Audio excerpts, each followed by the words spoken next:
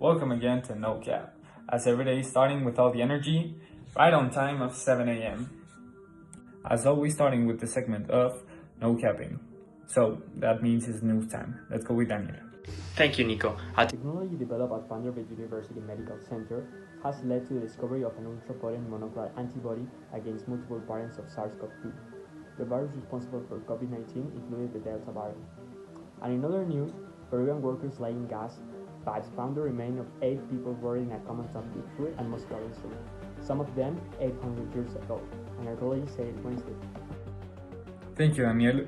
We will come back with you later, but for now, let's go with our guest, who came from London to tell some things about his research in body tissues. Thank you, Nico. It's a pleasure to come to your TV program. I'm very excited to start.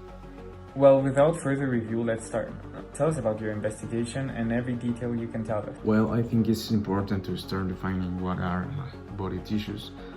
Tissue is a group of similar cells that work together to carry out a specific function.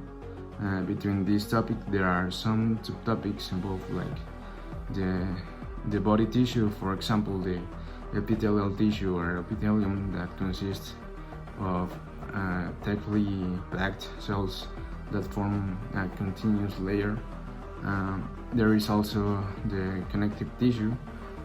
The connective tissue binds together, supports and strengthens other body tissues, protects and insulates internal organs, compartmentalizes structures such as skeletal muscles, serves as major important systems within the body.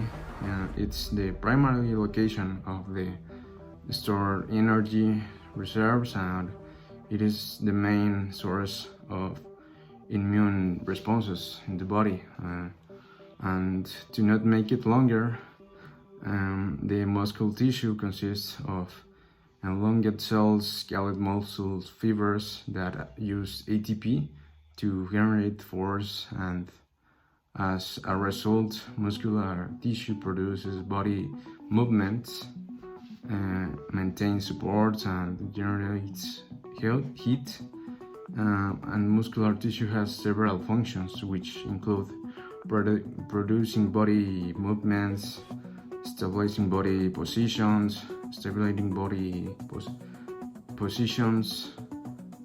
moving substances within the body, generating heart. And there is also to explain the skeletal muscle tissue and nervous tissue, but I think my time there's finished.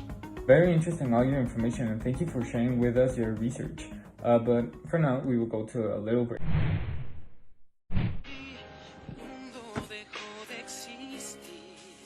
¿Ya viste? Esta rola es mi historia con Claudia.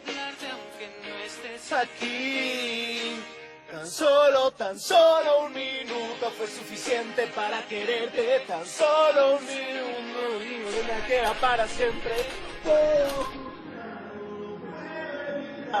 Estar a tu lado me hace sentir diferente. Tan solo un minuto fue suficiente para quererte. Solo un segundo. Cada instante sabe mejor con mantecadas Bimbo.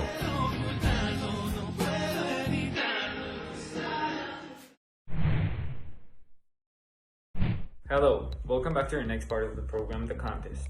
This time we have a new guest. Welcome, Fabricio. So, Fabricio, you know the rules. 2 questions, and if you get them right, you can get back home with $10,000. Are you ready? Of course, let's do it. The first question is, what are 3 risk factors to develop skin cancer? Fair skin, a history of burns and extensive sun support.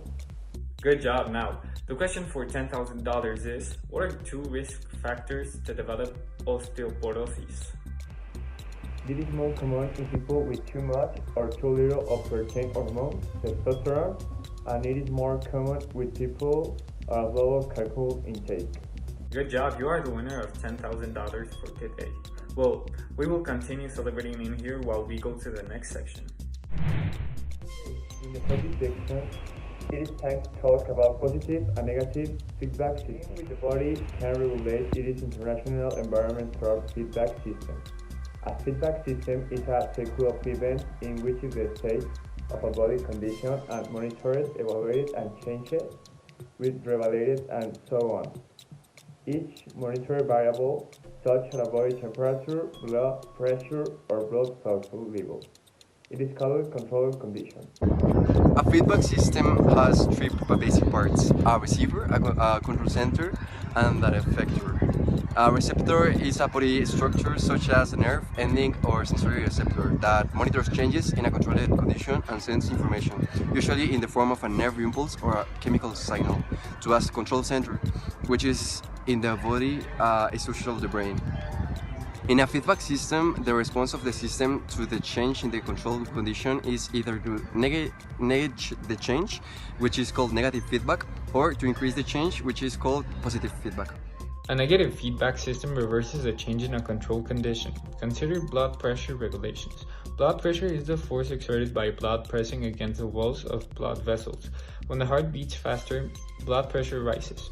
If some internal or external stimulus causes the blood pressure, which is a control condition to rise, the following sequence of events will occur.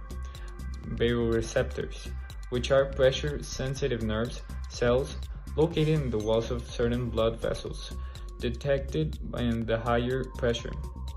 The baroreceptors send nerve impulses to the brain, which interprets the impulses and responds by sending nerve impulses to the heart. The heart rate decreases, which causes the blood pressure to decrease, bringing the controlled condition back to normal.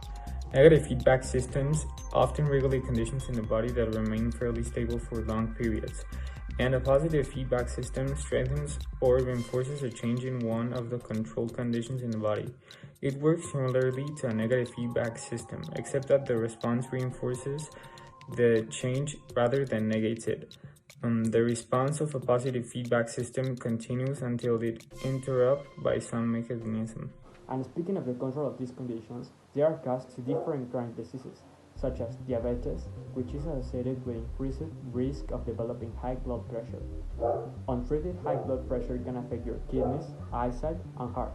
That's why today we present some common recommendations to avoid this disease. Number 1, try to lose weight and keep it off. Weight control is an important part of diabetes prevention. You may be able to prevent or delay diabetes by losing 5 to 10% of your current weight. Number 2, follow a healthy eating plan. It is important to reduce the amount of calories you eat and drink each day so you can lose weight and keep it off. To achieve this, your diet should include smaller portions and less fat and sugar. You should also eat foods from every food group, including lots of whole grains, fruits, and vegetables. It is also a good idea to limit the red meat and avoid processed meats. Exercise has many healthy benefits, including helping to you lose the weight and lowering your blood sugar levels, but lower you can risk of type 2 diabetes. However, no at least 3 minutes of physical activity 5 days a week. Smoking can contribute to improved resistance, which you can lead diabetes type 2. If you already smoke, try to keep it in your day. Thank you very much for those recommendations. It is certainly something we need to keep in mind, but it is time to move to our commercial break.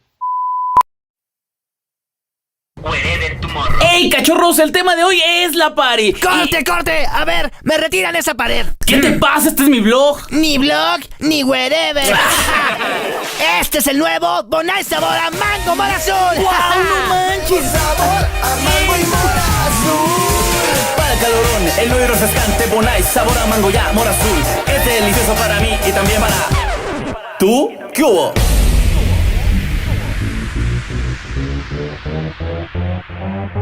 Yeah, yeah, yeah.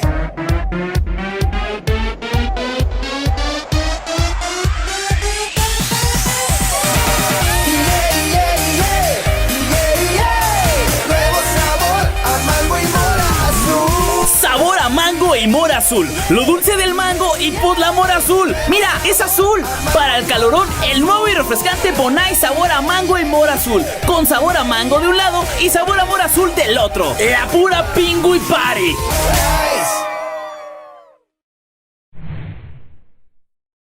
welcome to your favorite sports section, Sportology.